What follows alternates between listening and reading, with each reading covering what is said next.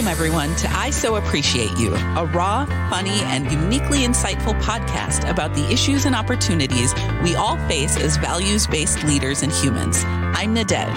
And I'm Melanie. We're colleagues at the St. Paul and Minnesota Foundation, and we're friends. When we get together, our conversations can go anywhere, especially when bringing a friend or two along for the ride. So we're inviting you to join us and some incredible guests as we explore the challenges and triumphs of people shaking up our community for the better. Hello, everyone. Welcome to today's episode. We get to spend time with Adrienne Benjamin, who is the reconciliation advisor to the company Minnetonka. In 2020, they made a very serious and public commitment to reparations. And so we're going to talk about her job, which it's the first time I've heard of this position, so I'm very excited to dig into it and all that it means. So, Nadege, we have a lot to cover. We do, and it's so important, but it's also so interesting because, right, she's going to be talking about cultural appropriation, yes, which is big and deep. But I just keep thinking, how often this concept kind of shows up in fashion. Like a couple of weeks ago, I was out shopping at the Minneapolis Vintage Market, and I dragged. I don't know, but can you drug me there? I don't know. Sometime because yes. I need some clothes. Okay. Yeah, let's go to the next one. But, yes. But I made Joshua come with me, and we were looking on a shelf, and he pulled his shirt out, and he was like, "Oh, what do you think about this?" And I had seen the shirt, and it was like loosely and poorly described, sort of like a red Chinese style shirt. Okay. And I literally looked at him and said, "Can I wear this?" Ah, yes. Now, whether or not I could, it wasn't right. like my size. So like the conversation didn't last very long. But just thinking about Adrienne and the work that she's doing, like that little sort of silly right. moment. I also think that I didn't ponder on it too much because I'm still a little salty about that trip.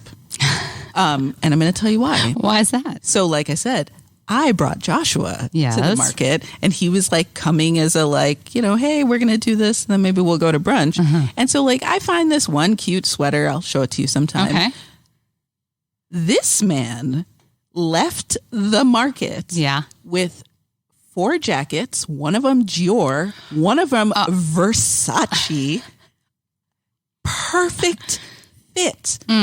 Help me understand how we go to a market because I want to go, and he's leaving rocking vintage designer threads that fit him perfectly. Did he share these on his stories on Instagram by chance? Because he was looking really fine in those. He posted a picture, and I'm still a little sour about it. So now next time I go, I can't take him. So yeah, you definitely get to come okay, and we'll have a little fun. Right. That sounds great. Nadege, I think we're fun. Do you want to know why? Why? Because we are good now at grabbing spontaneous guests. We had your daughter join us the other day and had a great conversation. And we were just in the hallway and spotted someone that we wanted to talk to, our boss. Our president, CEO, Dr. Eric Jolly. Yes. So Eric, thanks for jumping on with us for a little bit. I think I want to say you're welcome. We'll see how it goes. Yeah. I mean, we could probably talk about anything, but just to warm us up, we're going to give you the same 3 quick questions that we're ultimately going to give our guests. So first question, introvert or extrovert? Introvert, hands down, measured by anterior reticular activating system in my brain. It's confirmed medically. Okay, but I just want to point out, you're the kind of introvert that feels also totally comfortable speaking to a room of 3,000 people. Much more comfortable with 3,000 than 3 who happen to be sitting in front of her. All right. So then next question, beachside resort or hillside cottage? Which is further from people in civilization. Okay, that's not. Yeah. Okay. Given my brother's hillside cottage. Because I can take a nice walk, feed the birds, and enjoy myself. Excellent. And then finally, write an email or write a letter. If I have time, write the letter. Indeed. Yeah. Absolutely. Yeah, we'll be looking for that letter. Yeah, I've never gotten a letter. What's going on? Yeah. Eric, today we have a special guest, Adrienne Benjamin, and we're going to talk a lot with her about the work she's doing.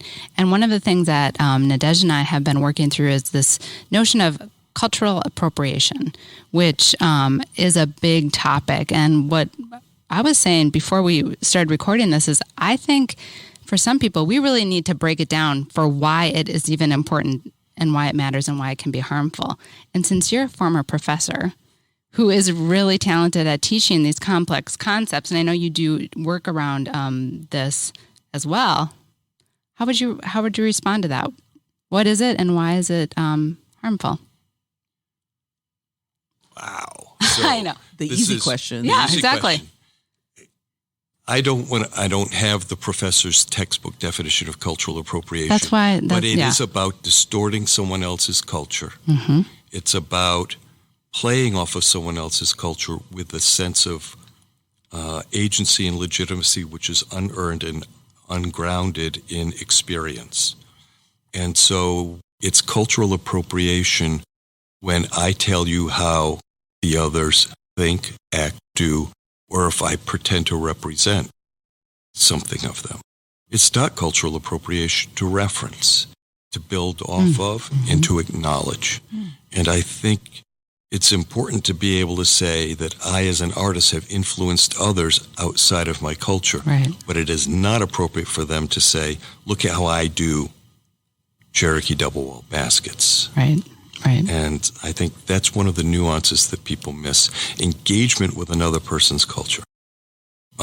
Trying to gain facility with it and communicate across it is a wonderful, joyful thing that most people of color have experience with since the day they were born. Right.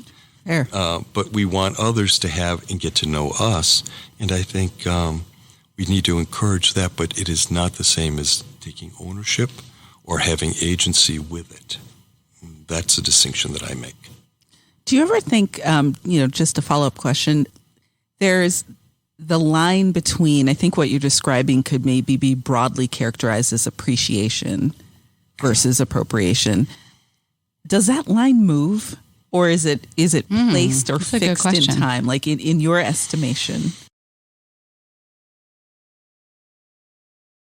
I think that line moves according to time and according to stress. And so when understanding the need for someone's identity to be expressed and present is strong because of social stress, then that line is firm and much more present in everyone's life. There's a movement in the American Indian community, we are still here. WASH, and it's coming from a sense of too many people put us in a historical perspective and don't understand that every day we're still present. Right.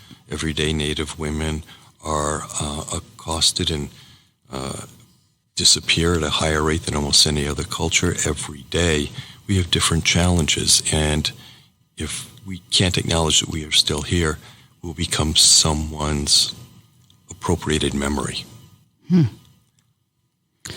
Wow. Yeah. Okay. I feel like we could unpack this all in a whole episode, but I also know that we grabbed you out of the middle of your schedule. But I mean, you say that wasn't the professor's definition, right. but you are a natural teacher, and that was really, really helpful, Eric. I appreciate you. Thank you. It's fun to be here and having these conversations.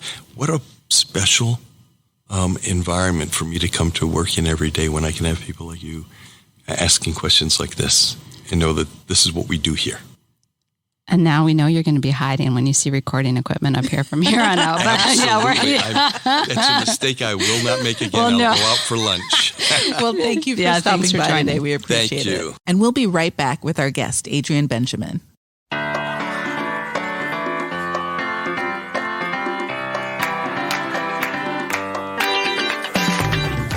I So Appreciate You is just one of the many initiatives we are working on at the St. Paul and Minnesota Foundation. Want to learn more about how we aim to create an equitable, just, and vibrant Minnesota? Join our email list by visiting us at spmcf.org. While you're there, make sure to check out our blog and follow us on social media. Thank you for tuning in today. If you have not yet had a chance to listen to past episodes of I So Appreciate You, visit spmcf.org/podcast to catch up. You can also find us on Apple Podcasts, Google, Spotify, or wherever you're listening to us right now. Welcome back. I am so excited to introduce you all to our guest today, Adrienne Benjamin. We could probably spend the entire episode going through your background because it's so fascinating, but I'm going to just do a couple of bullet points so that our listeners get to know you just a little bit better. You are an artist and also particularly a master dressmaker, a community builder, Anishinaabe, and a member of the Mille Lacs Band of Ojibwe. And you're a reconciliation advisor. And we're going to come back to that because I imagine we might have some listeners who are like, what's a reconciliation advisor? Adrienne, we have just 3 quick either or questions for you. So, and I have a bet on this first one because I've now spent some time with you online, and I'll see if I'm right. Okay. Are you an introvert or an extrovert? I swing all the way introvert all the time, which just surprises people. Oh, I'm surprised based on some of the conversations I've listened to. Okay, I was wrong. Beachside resort or hillside cottage? Hillside cottage. Oh, you didn't even hesitate on that one. That Is there right like an image in your mind when you... I love Paradise Valley in Montana. I've visited there a couple times, and that's like where I feel really peaceful. Happy place, great. Write an email or write a letter? Oh, I like the letter. I write some poetry and I write with some friends. So to me, those are still meaningful things. I wish we wrote more letters to each other in this time and think place. About back in the days, people, or like now people find old letters and you sort of relive correspondence. No one's going through my 70,000 emails to relive correspondence. My daughter can't read cursive. That was an opener for me. I was like, what? Yeah, wow. She's 13, so it's sad. The letter writing is not right. We got to bring it back. Yes. We do. All right, we're starting a campaign. All right, letter writing. All right, let's do it. Yes, I'd have to improve my cursive too, but that's a whole different thing. Well, so Adrienne, one of the things, I said about you in the intro that people might be less familiar with is that you're a reconciliation advisor. And can you help our listeners kind of understand generally what that is, and then even maybe a little bit of, how you found yourself in that role? Certainly. So it was a title that I actually got to make for myself. So I was doing some work with a lovely woman named Pamela Standing, and she works for the Minnesota Indigenous Business Association. And we were doing I was doing side work with her just on contract.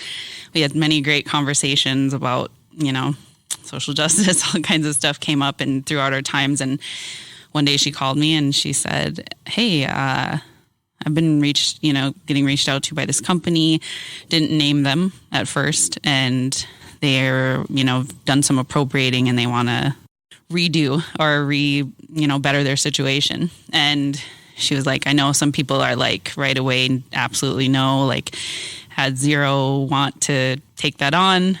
How do you feel? And I was like, well, I'm here to listen. I'll listen and I'll have a first conversation. And I ended up having a first conversation with both Jory Miller Scherer and David Miller, who are president and CEO, who are also daughter and father. And yeah, I felt the genuine care and compassion, and I felt like they really were in it for the right reasons, and that it wasn't just a one and done situation, and it was going to be something that was going to be ongoing and continuing. And so therefore something I could get behind. And we kind of, started, it started with, where do we go from here? How do we even start this process? They knew that they had been getting called out for years, that they wanted to make some changes. And they just didn't know how. Where do we start? I think in this work, and I know it, you can take a wrong step and say the wrong thing so easily. And I don't blame them for being scared or nervous about it. And so it took us a lot of time and a lot of just talking about what felt comfortable for them as a business, as people, right? And then I decided that I would kind of have a role with them, which has ended up actually Jory and I meet every Monday and talk about like all the things that are coming up right now. We just rolled out the shoes that I'm wearing with the Red Lake native artist named Lucy Shefty. She would be the first beaded artwork by an actual Indigenous Native American that Minnetonka has had on their shoes in their whole 75 years, which sounds maybe amazing to some people because obviously that's like the, shtick of it, the whole idea of the appropriation. But yeah, so we have a lot in the works, and there's actually 5 artists, including myself right now, that are working behind the scenes to redo fabrics, beading designs, web tapes, redoing like the conches that are on the silver metallic pieces that are on the shoes to have them actually be authentic native design instead of native inspired, right? So it's kind of a whole revamp of the line, which has been appropriated all this time. So making it legit. So yeah, we kind of were just in a room and they were asking me what I thought my job title should be. And I was like, let's do reconciliation advisor. One thing that came up that was really interesting was the word moccasin actually is an Anishinaabe word. Moccasinun means shoes, and so even like we called, like, this was my favorite new word that I learned that I did not honestly know, is their PR person was like, oh, it's an anglicization. And I was like, yeah, that's what it is. I was like, of moccasinun, the Anishinaabe word, right? So new things, we'd even talked about that. Yeah, it's really been interesting and a learning experience all around for me and for, the artists that we're working with, for them, even in contract and in the, business law end of how do we do this right? How do we guarantee that, these art pieces aren't taken advantage of outside of and appropriated again, right? Now that they're out, right? How do they safeguard it as a company too? So it's just been lots of learning, really fun. There's so much about your job I want to dig into. Yeah. I want to take a half step back though, Sure. And refer to another interview that I heard with you where I just stopped and really sat with something that you shared, which was about how when the company started, you had family members who were selling goods, and you tried to paint a picture for people to try to understand how it must have felt to have these handmade, beautiful pieces that they were trying to, sell for their livelihood, and then have a company that mass produced these designs that were taken from your relatives and others, and this was during a time when Native people were being persecuted for their religion, their language was not allowed in schools, etc. So I wondered if you, for folks who are maybe like, why is this even important, just really help to unpack why this work is important for the deep lineage of harm that's been created. Sure. So just to go a little bit further on that. So I live in Mille Lacs. I live actually on the East Shore. Most of the tribal land are part of my reserve, I don't even know. I hate all of those words, but the lands are on the west side of the lake near Grand Casino, Mille Lacs. There, back in the early 1900s all the way through to the 60s, 70s, was a place called Fort Mille Lacs. And then also that is where the Mille Lacs Indian Museum and Trading Post exists. Even in my growing up, I'm 39, and I remember Fort Mille Lacs existing, and you'd walk into that place and it would have like actual native art, like handmade jingle dresses, moccasins, birch bark, everything that Anishinaabe people made. And they would even have these like kind of, the only way I can describe it is like Wild Bill type shows where they would have Ojibwe people dancing in their style and, with the drum, everything. And it was kind of like my family in specific, they made birch bark, but there was families who did a plethora of other things, right? And they're on 169. My grandma would talk about that her grandparents and even parents, her dad sold those birch bark bird houses, right? I have a couple, they're beautiful, right? Handmade, amazing. And all of those folks relied on that money because Mille Lacs has always been a tourism area, even back then, right? And so in an employee meeting and even with the Millers, I pointed out to say, like, here backs up this truck of Minnetonka moccasins to now sell in these spaces that were meant for Indigenous art, right? What did that do? How did that impact just Mille Lacs? And that's not the only place. You know, I mean, there you go up north, you go down south, anywhere that was happening, that Native folks had a place to sell their goods because, you know, like, that's the other part of it. I've had a lot of conversations in my career, in my life. And, you know, I get the old, why didn't they just do the bootstraps? And like, Native people didn't have that. Like, that was the way they were trying to fit into this colonized economy, right? People couldn't get jobs. People didn't have those skills. For many years, Ojibwe culture and belief systems weren't allowed to happen either, like drum, any of that. But then we have this company that comes and wants to like take on that idea, take on that livelihood of it when it wasn't okay to be it naturally. But as long as I'm coming and taking them shoes and we're calling them something else, you know, the way we pronounce it even is just, I think that paints a bigger picture of the theft and of the, you know, why it was so damning. I think that's what I feel great about the work now is, you know, with Lucy, she's getting her work out there in a way I feel like ancestors would be proud. I'm just like, that's how it should have always been. Yeah. Ask, pay for it, help us lift up that work that you want to take and make your money on. If you have the ability, cool. You're still making money, but you can lift other people up in that work too. And that's like what I feel like my job is there. Deep. It's deep. No, it is. Like, there's like 6 questions rolling through my head right now. But I'm going to pull on that thread of it being deep. I mean, you know, you're one person sitting in this space and the harm is generational. I mean, right. You're naming relatives and sort of the harm that they experienced. How, when you're helping a company go through sort of reconciliation work like this, how do you protect yourself in doing this work? I rely deeply on, I was very, very fortunate and to have elders that I've worked with throughout my life that have taken me under their wing, taught me the way that they believe and think and, you know, dreams they had. And I think centering that in all of the work that I've ever done has been the way that I protect myself. And that's like on even deeper than we just talked about, like that's on spiritual level. Some of them aren't here anymore. And just trusting my friends too, you know, like, cause we all had the same experiences and, hey, what do you all think about this?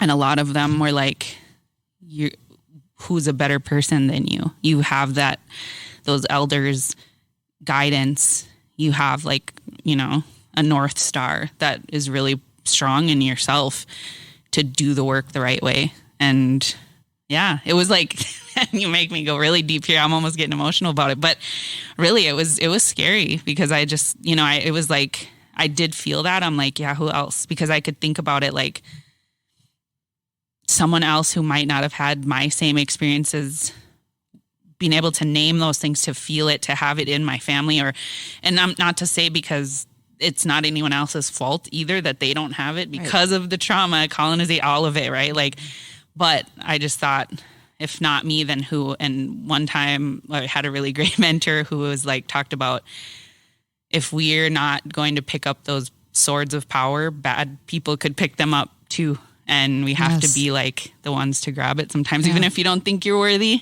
of it. And so I was like, okay, I can do this. I got this. And I just, that's kind of how I protect myself. And I like rely on that knowledge that was instilled in me. Thank you for sharing that. I really appreciate that. Super. I had a we're going there. Yeah, no. I had a related question because I was very touched by a quote that you shared about one of the elders. You quoted her saying she felt like everyone deserved a chance to change, everyone deserved to be educated, and that they deserved a chance to prove that their words and apologies had meaning behind them. And that was part of the comfort you took in that guidance and taking this job. But along with what Nadege is saying or asking about, like, how do you take care of yourself? I was curious about how, as a broker among these and between these different communities, what your life is like, trying to communicate and share perspectives when people just in society today, we do not hear each other. But you're in a very unique role where you're trying to broker this information. So just kind of curious how you do that. It's a day in the life of Oh my goodness. Yeah. Well, I think that for me, the brokering started on the home front, like in my daughter's school. The other fun fact about me is that my oldest daughter, who's 19, has cerebral palsy, and if anyone has a medically, in need child, you're in that school a lot, complaining about a lot of different things. And I think that honestly, I'm always on some deep stuff. Anybody who talks to me, even Jory and I's Monday meetings, where somehow we go into almost crying. No, I'm just kidding. But it gets deep. Yeah. But I've honestly give all that the strength, right? Yeah. Like my daughter's situation has made me push harder for it's changed my heart in a way to want good for everyone, because my life's been very hard because of that. So, the thing that's happened, I was very fortunate, and this was my idea. The commonality of what I hear of how I do it and how I maybe do it well is that I can put it into a story. I don't, maybe, and this is my personal thing of 15 years of therapy, I don't carry that necessary anger anymore, outwardly. And I think that I've just done the work enough, specifically in schools too, and where I live up north. Nobody's hearing it, right? I feel there was many times I've had jobs working with equity in education, right? In a school where we think we're having issues being heard in a city. I always up north is completely, because the tables are turned there, and it's you are literally the 1%, or so. I think it's just that. But one thing I will share on that note about how I do broker between it is I think I've found good ways of being calm, being understanding, being of both ends, right? And I think the one thing that came up on what I was saying in that conversation with Stephanie and David was that there has to be room for shame. Has to be room for shame. And if in that moment you meet that shame with anger, you're losing it. You lost that opening to get through. And I think it takes, it takes practice, I'll say that. And I think understanding to allow that space, because a lot of times that's where we who've been trespassed upon find that anger real quick. We'll that's the moment where some people want to go for the throat, right? Because, you feel it now, you feel it finally, right? But it has to be allowed, it has to be explored in that moment. And honestly, I really felt that Jory and David and Stephanie together, it was a new and different experience for them to be able to share that shame they felt going forward. Because both of them said when we started, that's where we were, completely nowhere to go. We were just kind of treading water, right? And we didn't know what the next move was. We knew we needed to do it. We felt compelled. We felt, the shame of it. So what's the next move? And that's where, for them, one of the best compliments, and I think I've said it on another podcast, is David's I don't know how you do this, but you'd make really hard conversations really feel easy, and you talk about the tough stuff with a smile. And I'm do I? Like, because I've done it other ways too and had to like, been in meetings where it wasn't that way. But I think, people have to be ready too and themselves. Yes. I don't think that it, just any company can. That's why I wanted that meeting. I think that's a really like impactful point to talk about is like, you shouldn't just do this work because you're getting called out. If it doesn't speak to you, don't call me and expect me to explain it to you to make it make sense. Yeah. Because if it should already at least be that far for you, or you're not doing it for the right reasons anyway. So don't do it at all. I mean, in a way, that's like a secondary, thirdary, whatever level harm. Yeah. That if you're like, oh, we got called out. Yeah. Let's call somebody, get a couple of meetings, get a press do a shot, right? Yeah. Like move it along. That's actually almost worse. Yep. Yeah. You're just compounding the injury. Right. And one thing Jory says that I really do appreciate, she's like, this is the most important work that I'll ever do. And she's like, and this work will go on within that company forever. Like they're completely like committed to it. And that's super meaningful.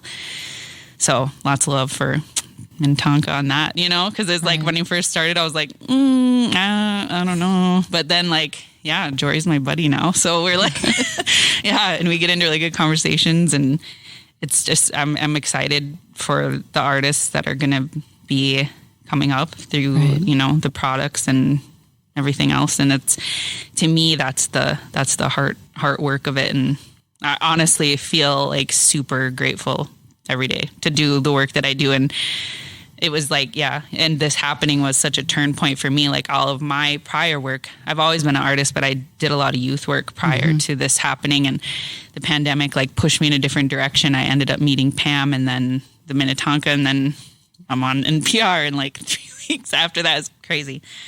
So like very cool.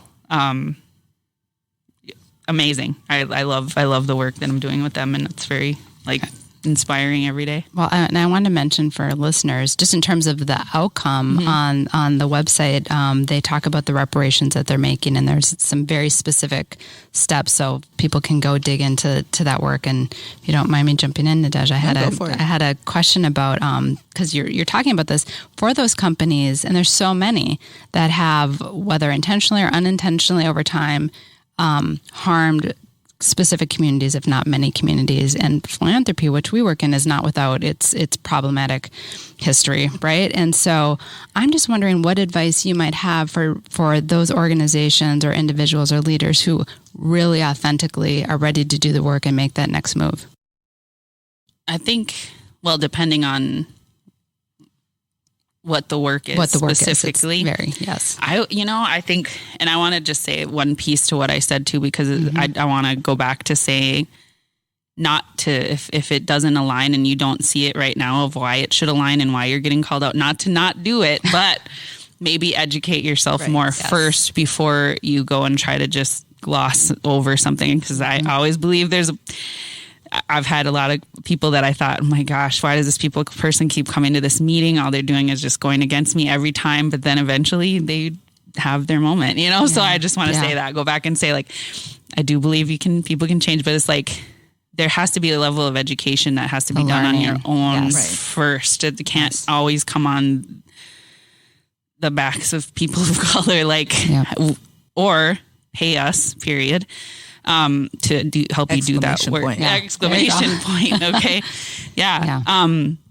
But I think, one thing that also I will say that I've heard echoed in this work that I've been doing is it isn't always easy to find a me, right? Somebody that can help you through that process. PR firms are generally not people of color that have been in experience. And so it's hard for people to find, how do I do this right? So it's kind of made me think of, and being on the TCB podcast, talking to Allison, she was like, you're an entrepreneur. This is like a thing. And I was like, I'm just me, and we kind of went back and forth on that because I don't see it like that. Like I still get amazed at all of it. Right. But I just feel like I'm just me in my little house on the press. Truly. But I think, reach out to folks, I have a website and I think that there are we'll share. Yes. Yep. And there are other folks like me willing to help, willing to, I love the word educate. I think that's the most important word in this work. And just to get yourself prepared to really dig in, because I think it's so much less, and I'll say that specifically in philanthropy, it's not easy work. It's not like we're going to just check all these boxes. Like, it's going to be a deep dive for you as a person. Right. That work can't happen without that. So I think that's an interesting concept, because so many of us, maybe some people aren't that into their work, and maybe some people are, and it's like, but to do this, you have to, it's going to change you and in your job or whatever it is. So I hope your job is that meaningful to you. Right. Because I think those two things go so hand in hand with the want and the why and the, moving it forward. Thank you for that. Yeah. So you talked about, when you enter this work, there's sometimes the energy of anger, like burn it all down. It shouldn't exist. And, but I've heard, not necessarily specifically with the companies you've worked for, but could you envision a scenario where reconciliation means like turning it over, like stepping out of the way of this thing that you've created and that you've sort of built on the backs of others, and rather than giving others a little piece, you actually just give it away? I could see that in many scenarios. Would it really happen logically in today's capitalist society is another a lot of question. Contracts in place, I'm sure. Yeah. Like, there's like a huge push in Indigenous communities, like in this, like kind of hashtag land back, and it's happening in some cases. Right. And I'm shocked that it's on tables, because it blows my mind. But, and I think in those types of situations where, and I think about this in a really different way, because the county that I live in has been fighting my tribe over reservation boundaries for since I was in high school, or before, obviously way before that, but in the court systems for a long time, even just on boundaries that the tribe doesn't own anymore, right? Like, it's technically still a reservation, but it's still owned by county Minnesota residents. And there's always this like back and forth, like, well, if we say that's the boundary, then the tribe's going to start taxing. And there's like this. So when I think of it, I have a totally like skewed view of when it could possibly happen, just because I've only seen people fight tooth and nail, just even for like we have these signs that went up on the actual borders of the the reservation, and they've been like shot up so many times just because they're there, right? Yeah, because they exist. Yeah. So yeah. I guess it would be lovely but here's what I see. If so that I can look at this in an everybody wins scenario and the work that I'm doing. If I'll use Minnetonka as the example. If Minnetonka has done all of this and appropriated and made their life's fortune on the backs of Indigenous art, we'll say that, I think it should be their life's mission then to make sure that they're raising up Indigenous people to maybe be their own shoe designers, to potentially grow their own business, to give back to the community in some way through, which are actually things that we've talked about, to like allow artists to teach traditional arts. How do we support that? Right. So I feel like maybe it's not a like turning it over, but a building it back in just the same amount of energy that it was taken so easily. So I don't know. Like I think that it's just so hard for me to think about someone being that cool. Like, honestly, I don't know. Like, I mean, no, you're right. In a wonderful world, I'm like, yeah, like, because it's come up in conversations even with Minnetonka, like, you should give it to Indian people because, you know what I mean? And I'm just like, well, then what do the Millers do? You know what I mean? Like, it's a legit question, and right. You know what I mean? Well, you've painted a picture of a beautiful reinvestment of, I think that's what reconciliation is. Growth. now, and I heard something on, I'm like a total NPR nerd, but I listened and I had heard something that said like somebody was talking about the Rondo neighborhood, and they said, this isn't just today or tomorrow or one policy. Right. This is going to be work that continues just as long as the oppression continued. And I was like, love that. Love that. So that's what I think about it. Like, if we can't do these turnovers, then you better work just as hard the other way. You know, like that's real. Like, that's it. That's real reconciliation. Yeah. To me. But yeah, I have a weird view of it because of, like I said, the county and that whole vibe. Like, yeah. So can I ask a last question? Yes, I'm going to sneak one in. Take it. And I'm going to totally change the direction because, I mean, you know, the work that you do is deep and it's important and it's impactful. But also, like, what are you doing that brings you joy? We love to paint a fuller picture. Absolutely. Man, I get joy from my creativity. So we talked a little bit about me at the beginning of being a dressmaker, a master dressmaker. I don't consider myself that. I love it and I do it. Other people have said that about me, and that's lovely. But oh my gosh, like, I get the most joy sitting behind my sewing machine, and that's honestly what keeps me sane. Like, just I can sit there for hours and make and make, and the one thing that I love is creating for my community, and I'm really blessed to be able to do that. I make ribbon skirts, jingle dresses. I even bead hats. I do all kinds of things. And like, for me, the joy is in the making, but it's also like me getting to see it out there and you know, alive, so to say. And which is even cooler because a lot of things in the Ojibwe language are alive, like beadwork and stuff like that is like, actually beads are alive too in our language. And I think about that when I see my work out and about. And I think it's so cool, like, that it gets to live, right? And even just deeper than that. We always got to take it deeper, but like, that's me. That's my reconciliation. That's my like resistance, right? Is to continue to dress my people beautifully because I was given those gifts to do that. And that's like a cultural, spiritual thing for me. So that's where I get my joy. Wow, that was a great wrap. Thank you so much. Thank you for your time today. For being here with us. Thank you. This was really fun and we went all over the place. Another great one. I mean, seriously. We picked the best guests. We do. Right? Yes, we do. And just there were so many things that I wrote down that Adrienne said, but actually it was something. It was not something that she said that really struck me. It was something that I've observed in her and actually maybe other, and I might say female guests, but you know, like it could be all our guests, but the concept of tears and like the concept of having deep conversations that get you to tears. Yeah. And I know I do this, like this sort of like tears are a sign of weakness in a conversation, or tears are a sign that like the conversation has gone astray. Yeah. But everything she said was so powerful and so personal and so sort of rooted at the core.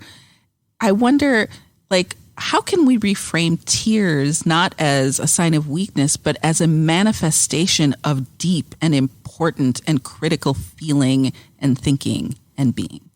I'm really glad you're bringing this up because as I was sitting in her presence and I mean, obviously people are listening to us, they can't see us, but she definitely had tears in her eyes and she was very emotional. I felt so honored honored by her vulnerability and honored by the strength that it took for her to share, you know, her journey with us. And so, yes, there wasn't any weakness in that. It was definitely a presence. And so I do think we should talk about how we can show up different in spaces that are, you know, quote unquote professional, for example. Right. How it can be seen as the gift that it is that somebody is able to be that, to go that open and vulnerable. To that place with us, yes. You know, related to that, or maybe not related, but something that I wrote down when she was talking and has come up with some of our other guests as well is the importance of therapy and really owning it and talking about how it has brought her to this point on her journey.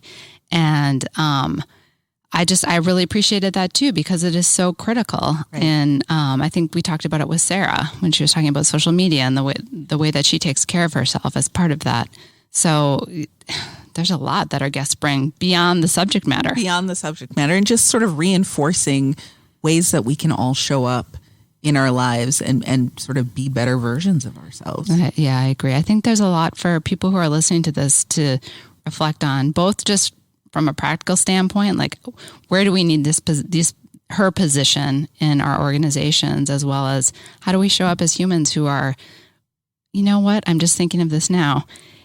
She talked too about how she is herself. She's the unique person to do this job. And a lot of that is probably because of her willingness to be open in that way. So yeah, thank you for connecting those dots for me. Yeah, anyway. No, absolutely. I'm going to be thinking about this one for a long time. Me too.